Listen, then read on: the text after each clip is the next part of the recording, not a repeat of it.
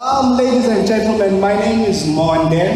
My name is Monde Ntoyanto. Thank you very much for that beautiful introduction, Lindsay. Lindsay has pretty much done half of my job, and like I mentioned, my name is Monde Ntoyanto.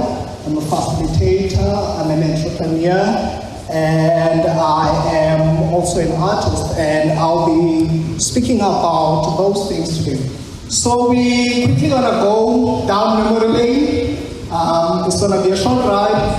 The memory lane is not that long, starting from 2008, and no, I was not born in 2008.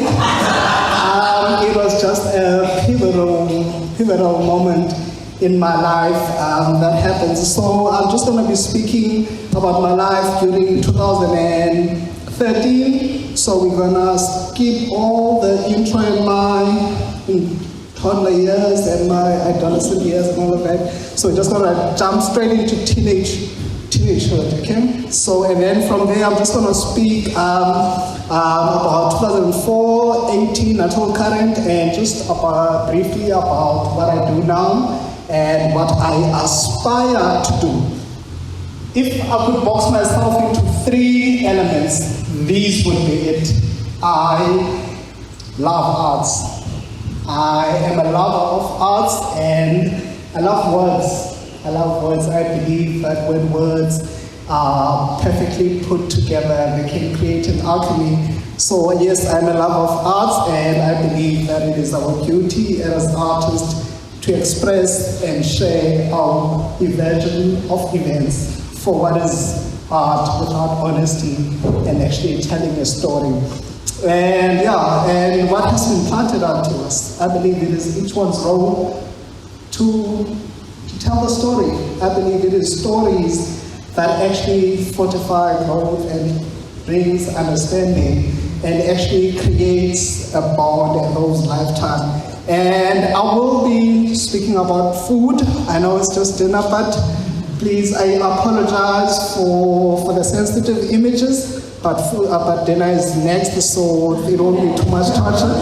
And I will be just speaking about mostly what I do, which is on a Monday to Friday, hopefully every day, not Monday to Friday, and that is development and empowerment, and for organizations that I work with, which is Legacy, but I'll be mostly talking about transforming youth, which is the one thing that's most very much dear to me. Okay, so please excuse me. I couldn't find the emoji with the heart eyes, so I just put the hearts there. So I fell in love with art. 2008, I fell in love with art, and it came at a bad time for me. It came at a very difficult time in my life. Because when I was doing grade 6, my mother became very ill, and she had this excruciating pain that she was experiencing, and she was getting worse and worse by the day. And I did not realize that it already had an influence on me until I got to high school. In high school, that's when the mulachik began. In high school, in grade 7, grade 6 was not that bad. It was okay until I started being bullied in high school by a group of kids that were from Kayamandi, and that made the situation a lot worse. I totally lost my confidence. I started skipping school, and you would guess it, as a kid who grew up in the township, I fell for the pandemic. I fell and became part of the pandemic of substance abuse. It started off with experimenting with marijuana, and then I started chasing high until the high was too fast for me. And then before you knew it, I had stopped going to school permanently to avoid my bullies, and was just pretending at home. So I would wake up in the morning, get dressed, prepare to go to school, get the pocket money, all the scuffing, but go to my friend's house because his mother worked an earlier shift. So she would learn area. So I would go there, continue my napping, wake up and do what the streets allowed to do. And when she is to explore and experiment and feed off what is being fed to you. So before you knew it, I was deep down. I started experimenting with mandrakes. And it became worse. It became worse because everything was presented to me. I accepted it because I had this pain that I wanted to numb. I wanted to belong. I wanted a place where I could belong. So that's where two friends of mine whom I love dearly and whom have been a part of my life ever since I was a kid, came into my life and they said, Munda, the Kuyasa Kids has auditions. Would you like to come? And you do not want to go to an audition of the Kuyasa Kids because they are the best in Kayamandi and they are well experienced. They have an experienced choreographer and a director. So I was a bit, my self-esteem, it was totally dragged down. So I did not have the guts to do that until they forced me to do it. Like, come on, man, you're gonna go to America, we have tours every day, you do that. So I guess I wanted to go to America, that's why I joined the arts. So that I could go to America and see the world. So I joined Kuyasa Kids. But man, the magic of a journey and expressing yourself, that freedom, that expression, you know, you could shout the poise and the discipline and the freedom that came with it. I found belonging. I found a place where I could be myself. I found exposure. I slowly gained my confidence, and that's where my alignment came to be. In essence, I found purpose. So here I was, this boy who could barely look a boy who was a few years older than him and tell him to where to get off, to being this guy that would be standing in front of thousands and thousands of people just talking about my story and just doing what I do and what I love the most, which is art and expressing myself and telling my version of my events through poetry. I'm a lover of writing. I do write poetry, which is something that I picked up from the drama. Because that's what I loved about doing drama as a kid, is that you could be anyone during improvisation. You could be anyone that you wish to be. You could literally go to a world where you would be in rainbows and sunshines, where the reality was the total opposite. So that's what I love, that I could portray myself and that no one could actually see that I'm acting, but I was being myself. I love the expression that came about. So that's what Kuyasa Kids to me, and it brought the love of art. And that's what I believe we all need in our life. We all need that moment that's gonna say, okay, this is it, boy, do this. This is it. Express yourself. This is it. Don't suppress. This is it. Talk about it. Lay it down, no matter the form, or I believe we are surrounded by great artists there. Whether it's painting, you let it out, the freedom that comes with it. So that is something that I've then found that very much aligned me to my life, and I believe is the reason that I'm here and Kuyasa Kids, and I've made friends from all walks of life just because of the Kuyasa Kids. And please, if you were thinking and you don't have plans, you just wanted to go home after dinner, please, I'll advise that you stay. You're gonna be inspired. They're gonna be here. They're actually on the way, so they'll be joining us on they'll be joining us for the concert. So yeah, please do stay for the concert. It will start at 7. Moving forward, ladies and gentlemen, I believe I had apologized for this. So last year, well, it started a long time ago. One of my passions and the things that I love with all of my heart is food. and cooking and making food. So with the power of social media, anyone can see what you had for lunch if you decide. So I started making dishes. And posting them on social media. And then people were like, please dish out for me. And I realized that I was gonna run out of groceries soon. So I started selling plates. So that's how my love for cooking actually turned into a business. I turned my passion for cooking plates and just making food for my loved ones, because that's one of my love languages. I love food, and I love seeing a person full.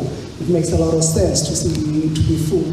So this year I took a rather brave or dumb decision. I'll let you decide on that. So I took the money that I had saved to pursue my studies, and I invested it into starting a business. So I officially started what we call Culo's Kitchen, and right now we are in the process of launching our own food trucks. We would love to make local food and cuisine available beyond township. We want to cross bridges. We would love to give that person that grew up in a township that nostalgic moment, but yet a new experience to someone who has never actually tasted the food that would in most cases be found in townships. So that really in essence is what we do now. We are in the process of trying to source for food trucks, and hopefully all goes well, and we should be operating and by this year and in campuses next year, early next year. All right.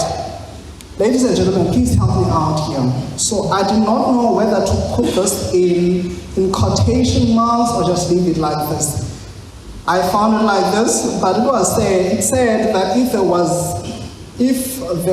template read, if there was a world champion for mug collecting, I would go for gold. So I just changed that. I love that quote, so I just put there, if there was a world champion for child and youth ministry, I would surely be in a quest for gold. And I believe that we should all be. I believe that it is, I believe that it is everyone's responsibility to teach. If you can't teach, I believe, if you can't influence, you should teach. And if you can't teach, you should empower. If you can't empower, then you should at least play a role and invest as little or as much as possible to the next and following generation. I know the children are the future is a cliche, but Vera and I were talking about that this morning. I believe it was Graham who said that we need to stop at times and observe, of which is something that I believe that we are slowly losing. We are all in the process of consuming. We are all in the processing of getting the next project done. We hardly stop and look. Mark said a beautiful thing yesterday about looking someone in the eye. You might say, but how do I reach out? And what I often say is that look closer and you will see. You would find that, thank you very much, I appreciate it. Yeah, you would find that if indeed you would take the time and think about it, that person is already in access, you already know. That person, either you do not know, but that person or that has been planted into you, that you keep avoiding, or that friend that you keep thinking about, but you do not call, I believe that those small moments, if we can all get to a point where we are at a point of pushing the person just an inch closer to the right direction, I believe that this world would be very much a better place and a more place conducive for all if we all just play our part. And that is true, all aspects. Maybe you say, I'm not an artist, or maybe you say, I don't have influence, but what is it that you have? What is it that you can do? in your vicinity who is needed, what is needed. Just the right questions, I believe, would lead us into answering these questions. And I believe that we should all aspire to empower the children, and that is true ministry. One of the things that I loved about Kuyasa, which has made sense to me, it was that it was more than about dancing. I found the Lord through Kuyasa because of that ministry, and I fell in love with ministry. I started running Bible studies for the group. My leader chose me to take over for him because he had to on the tours to handle all the logistics, and I would have to then run the Bible studies. And those preparations that I did on the side to run those sessions, they really gave me perspective. They really changed my meaning and put my meaning into, and really put what I do and what I strive for to have purpose and a meaning. And because of that, I was then able to step outside of my comfort zone, because change is a ripple effect. When you are yourself at ease and as a better person and you are content with who you are, it is easier to affirm and make sure that the next person is feeling much better about themselves. So I started a group. This is part of, this is not a part of the group that I started. So in Kuyasa, while I was in Kuyasa, I was part of a group. It was the leadership group called the Hessen classes. Hessen classes, the heads were for refine the way you think, the classes scrutinize the way you look, so that's what it meant. So I became the leadership of that group, and throughout the leadership trainings that I got, I saw a gap that we were getting new people that were older, but that needed us to revert back and start from scratch. So I started a group called the Sharing Views. Sharing Views is a group of children, primary school children, from grade 4 until grade 7. So it's the baby of what I was doing in Hessen classes, but it was just on a small basis where we just teach them life skills, the basic life skills and the tools that they need. That was many moons ago, but so I have moved on to that. I've left that at the capable hands of Uwena, who is a wife of my friend Ukutana, the one who recruited me to join Kuyasa Kids. And that's how in essence, and thus is transforming youth. So at Legacy, what I do, I'm an arts facilitator. I facilitate the arts program for the foundation phase. And one of the things that I really love and that I'm really passionate about is this group of young, amazing beings called the Transforming Youth. And at Transforming Youth, that's where it's a ministry program.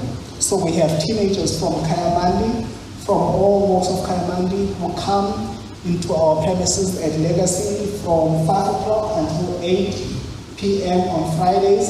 So that is just to make sure that we buy them some time. There's some positive influence, because on a weekend in a township, on a Friday, that's when it starts. That's when people start getting drunk. That's when we have free time. The kids have free time, so they can easily experiment. So just having that influence and having those group of teenagers with us for just those 3 hours and just playing games, whether it's playing games, fun games, or it's a session, or it's a workshop, or it's just anything, but for them to just be there, playing music that they can relate to, or whatever music they feel like listening to it, and just playing and being free. That for me, seeing them at that stage gives me great delight, because I know what a Friday evening can lead to. It can lead to a decision that can change your whole life and your whole narrative. Because the streets, it is easier to go for a moment of pleasure. It's easier to pursue a moment of pleasure than be in a state of a lifetime misery. So what we consider as pleasure is what is toxic, but the little knowledge and lack of experience and not wanting to listen if not call them, because we think we know better, and well, I thought I knew better as a teenager. But if I knew now what I knew then, I would have probably made a decision. But I feel that it is my responsibility to make sure that I teach the kid that he or she knows what she knows now, so that she doesn't make the same decision that I made and have to fall back and actually start to always keep up with what they did and the one choice that actually leads them to destroy life. Because of friends of mine that were friends before I joined Kuyasa now, some of them are doing years in prison. A friend of mine that I was really close to when I was a kid, I was really close to him. He liked me a lot. He was a bit older than me, and he liked me. And right now, my heart is sore because he is doing a lifetime in prison because of the one choice that he did. And some of my friends right now, they keep being transferred to different jails in and around South Africa because you can't stay in one jail for a long time. And because they're doing a long time, they're being moved everywhere. And I could have been in that similar situation. And it's not because I was wise, and it is not because I'm lucky. It was by the grace, and I'm forever grateful for the Lord and where He has brought me. And yes, ladies and gentlemen, I would love to open up the floor. I'm actually literally open to taking any questions. If you do have a question, please put up your hand. And do we have questions? Yeah. All right. Ben will be in front of the schedule. Ladies and gentlemen, that's about from my side. Thank you very much for your time. You guys have been amazing.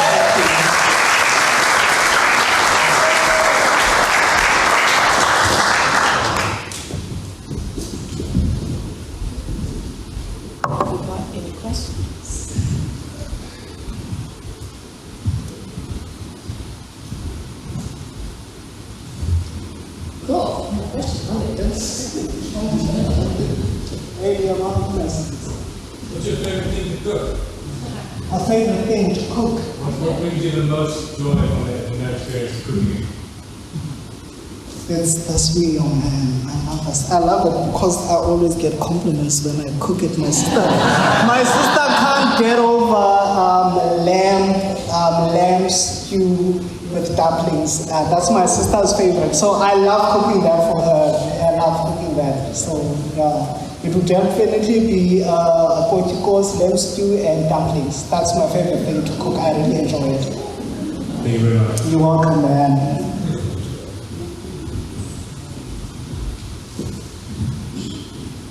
Yeah, in your presentation, I noticed that you have the heart of mentoring young people and raising young children.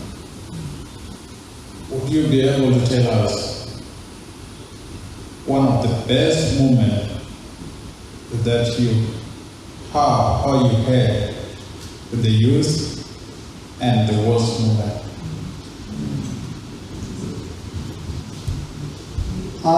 Let's start with the worst. I think let's start with the bad news first. The worst was having, we had a camp, it was last year, I think it was last year. We had a camp with the teenagers. It was in Somersberg Mountain, Somersberg. So two of the kids actually, they came extremely high So apparently they wanted to enhance the experience and they went ahead and bought muffins. And if you have dealt with someone who just ate a muffin for the first time, you would agree that you would need a lot of patience for that. So yeah, the kids came, I think they might have had too much of it because they were laughing non-stop, and then the next minute they were all sad and gloomy. So it was something that was happening for the first time, having to experience with my experience as a leader and working with teenagers. So I believe that was the worst experience because it just made the whole thing in vain. It was a bit discouraging, just thinking that they came to their camp with the taha muffins. So that among the others has been the worst experience. And obviously when they look like they just have too much caffeine and you can't keep them down, that's one of the regular bad moments that I have. And I think the highlight is having, and I think this is a success story of mine that I'll forever cherish. There's this guy, when we started out on the program, he was this violent guy when he brought us. He was this violent boy who was constantly rude, but right now he's actually one of the leaders. And he has stopped the program, but he constantly comes and he asks to do the sessions. So that growth and just seeing that level of amount of maturity from the kid and seeing how he's grown and how he's taking leadership and how he's occupying space and how he's actually bringing what he was taught back. So it's a really success story that the work is not all in vain. Yeah, so that definitely has to be something that stood out, that has been a best experience on my side.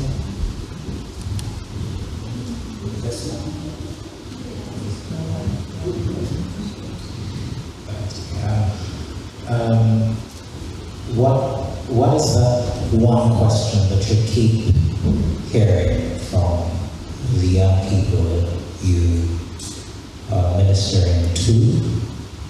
And I don't know, I want to qualify that question, but what's that one question that the young people are asking over and over again, and how do you address it? That's a very good question, and I think the question is that it's why.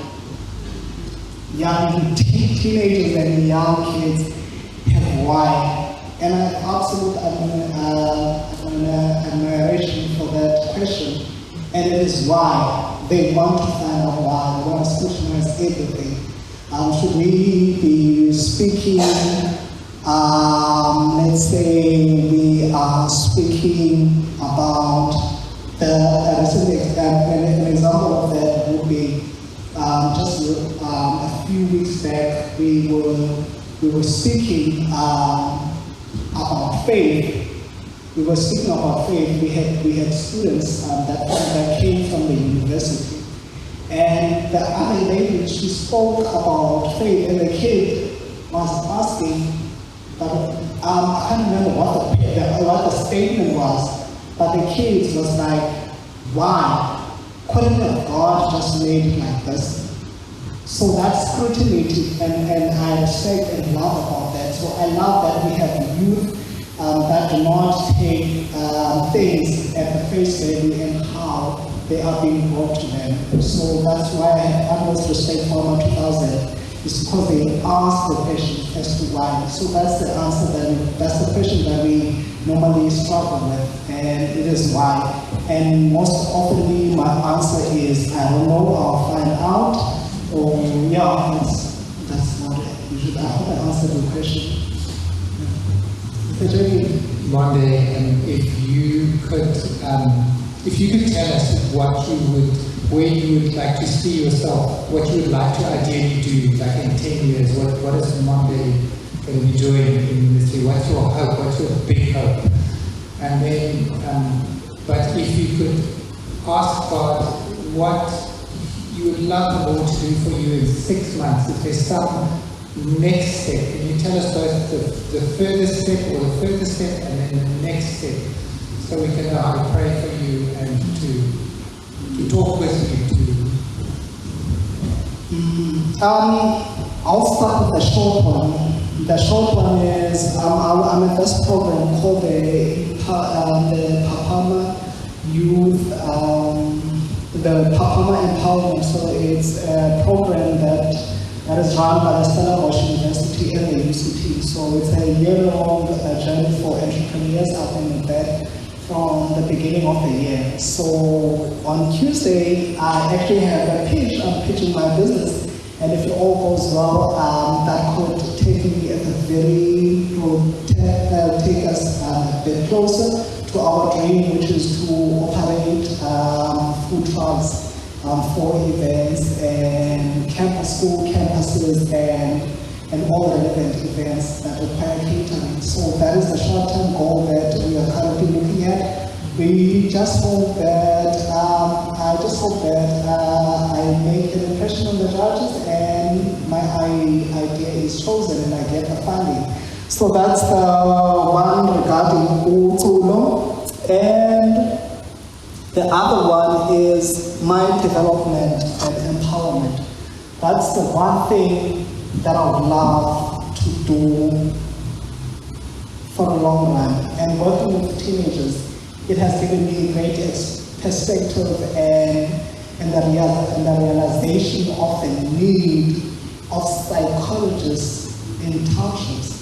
So I don't think I'll go back to studying communication science. I think I'm going straight to psychology, because I feel like whenever we do get a psychologist, even us as a group, it's always someone who does not understand, is it Xhosa or who's Afrikaner or who's English or whichever that, and which puts a communication barrier.